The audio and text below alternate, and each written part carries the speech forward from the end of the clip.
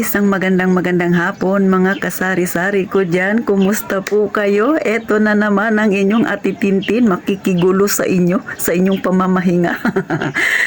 Mga kasari, maganda yung ating topic ngayon. Makakatulong ito ng malaki sa mga baguhan pa lang sa tindahan. Siyempre, request ito ng ating isang masugid na taga-subaybay. Thank you sa'yo kay Ma'am Bel Ann Santos. Lagi siyang nagko-comment, lagi siyang bumabati sa akin. Okay naman ako, Ma'am Bel Ann. Sana po ang tindahan ninyo ay lumago rin at salamat sa request ninyo.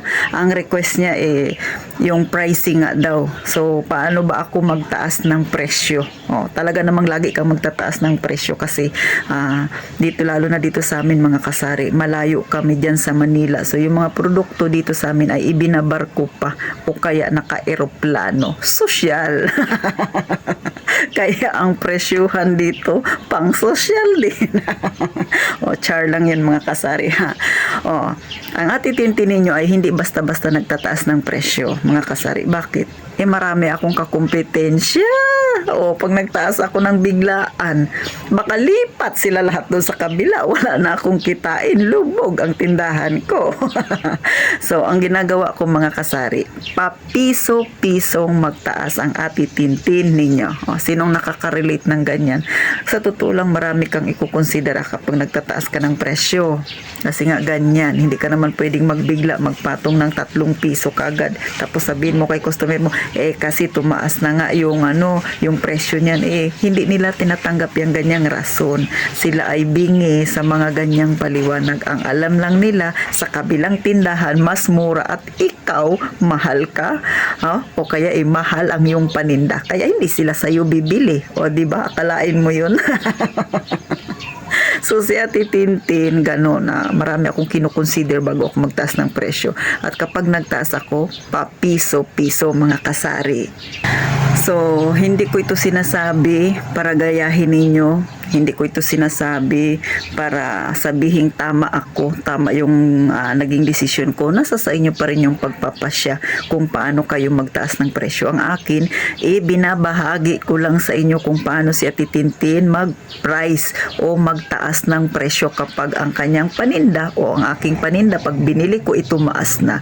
So, ganun ang style ko pa piso-piso. Katulad ng soft drinks, yung mga ganito mga kasari. Yan, mismo, di ba? Coke, Royal, Sprite, 7-Up, Mountain Dew. So dito kasi ang puhunan niyan ay 750 sa grocery store.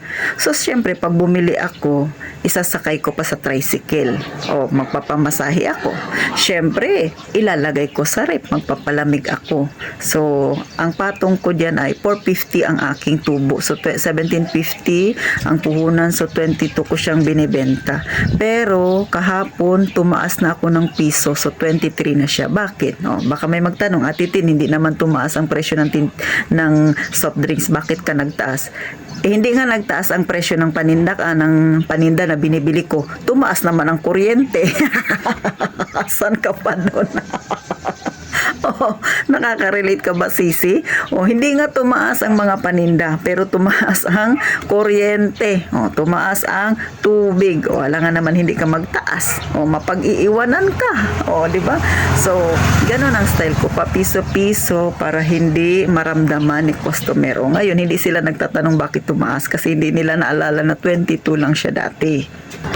So, yung sumunod na tumaas mga kasari, gatas. So, katulad nung swak na Bear Brand. Nung unang pumasok ako sa pagtitinda, ang bentahan niyan talaga sa grocery store ay 9 pesos. Bago nag 9.50, nag 10, nag 10.25, nag 10.50, ngayon ay 11. Nung nakaraan pagbili ko, nag 11.20 na siya. Ang Ate Tintin ninyo, dati 11 ang puhunan, 13 ko siyang binibenta, so 2 pesos lang ang aking tubo. Ngayon nag 11.20. So ang ibig sabihin, ang magiging tubo ko 1.80. So paano na lang ang transportation niyan? Ang problema, hindi ako basta-basta makapagtaas. So siguro baka bukas magtaas na ako 14 na siya mga kasari. So napakahirap, 'di ba? Sa ating mga may tindahan, yan ang isa sa napakamahirap na gawin na magtaas ka ng presyo, lalo na lalo na kung marami kang kakumpetensya. Oh, sino nakaka-relate diyan, ha? Mga kasari, mag-comment kayo diyan kung yan din yung nararanasan ninyo. Sa totoo lang, ang hirap talagang magtaas ng presyo. Tapos marami kang kakumpetensya, tapos yung labanan ninyo pababaan pa. Ano 'yun? Paano ka pakikita, o di ba? Tapos meron ka pang bayarin na barangay at saka city hall permit. So, ganyan si Ate Tintin magtaas ng presyo. Inuulit ko, nasa sa inyo kung paano kayo magtaas ng presyo. Ang akin, sinishare ko lang sa inyo kung paano ba ako magtaas ng presyo kasi marami akong sinasaalang-alang bago ako magtaas ng presyo. Hindi ako basta-basta bumibira-bira lang ng pag-angat ng presyo ng paninda ko kasi kung marami kang kakompetensya, mapag-iiwanan ka. Malamang hindi na mabebenta ang tindahan mo kasi mga customer mo, syempre, naghahanap din yan ng medyo mura. Kaya kayo na nanonood sa akin, nasa sa inyo yan kung paano ninyo diskartihan ang tindahan ninyo. Ang akin, ipinapakita ko lang sa inyo para magkaroon kayo ng kaunting idea kung paano si Ate Tintin magtaas ng presyo. So kay Ma'am Bel Ann Santos, thank you sa pag-comment mo. Sana kahit paano nakatulong ako sa iyo. Hindi ko na ipinakita o inisa-isa yung aking pagtataas ng presyo. Basta ang akin lang, sinishare ko sa inyo para medyo maiksi lang yung ating vlog. Hindi kayo maumay sa pagmumukha ni Ate Tintin. So, ganun lang ako magtaas ng presyo. Papiso-piso mga kasari. Pero kung kayo, pwede namang dos. Depende na yan sa diskarte ninyo. Sabi ko nga, nasa sa inyo. Pero kung marami kayong kakompetensya, mag-ingat sa pagtaas ng presyo. Ha? Pero wag din magpababa. Kasi nga, baka hindi ka rin kumita. So, hanggang dito na lang ang aking maikling video, ang aking vlog. Sana kahit papano nakatulong ako sa inyo. May natutuhan kayo kay Ate Tintin at hindi lang panay ngirit.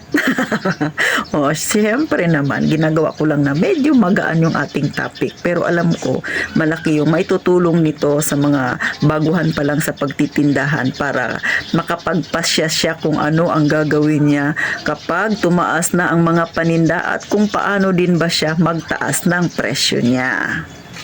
So, paano mga kasari? Lagi ako nagpapasalamat sa lahat ng nanonood at tumatangkilik kay Ate Tintin. Sana po muli pa-subscribe ako sa mga nanonood na hindi pa nakasubscribe. Kaunting tulong nyo na lang kay Ate Tintin.